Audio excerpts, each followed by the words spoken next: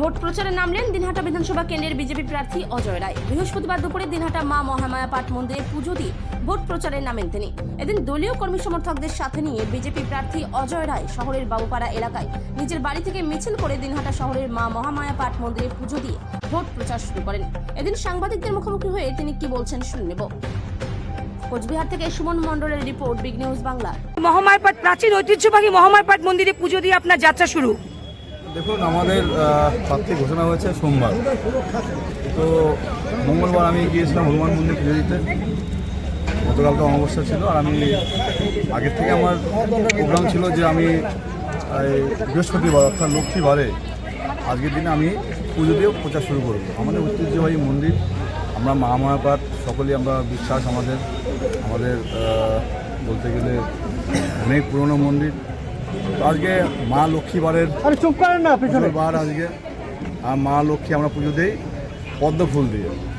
তো আজকে আমার যে ভোটের যে প্রতীক রয়েছে সেটা পদ্ম ফুল।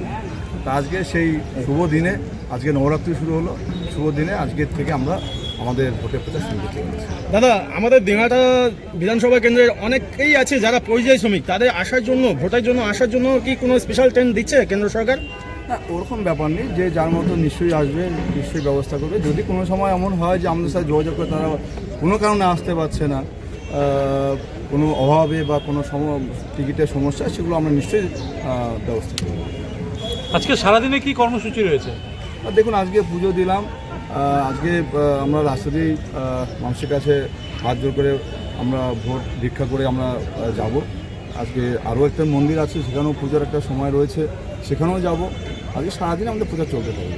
দিনহাটা মহকুমায় প্রায়, দিনহাটা বিধানসভায় প্রায় 36,000 বিচারাধীন আছে। সেক্ষেত্রে বিজেপি লাভবান হবে না সেক্ষেত্রে ক্ষতির মুখে পড়তে পারে? দেখুন, কোনো ভোট ব্যাংক তো কারো ব্যক্তিগত নয়। 36,000 যদি ভোটার থাকে, কেউ তো দাবি করতে পারে না যে 36,000 ভোটার আমাদের ভোটার। তো এগুলো যা হবে সবার জন্য, সকলের জন্য সমান। 36,000 যেটা আরও যারা রাজনৈতিক দল রয়েছে তাদের জন্য যেমন, আমাদের জন্য ঠিক তেমন। তৃণমূল কংগ্রেসের দাবি যে বিজেপিকে চোখ দেখা যাচ্ছে না, ওসব আমার বলতে পারে, ওরা এইসব কথা বলে প্রচারে থাকুক, ভালো লাগে শুনতে, ভালো লাগে। অনেক ধন্যবাদ আপনাকে।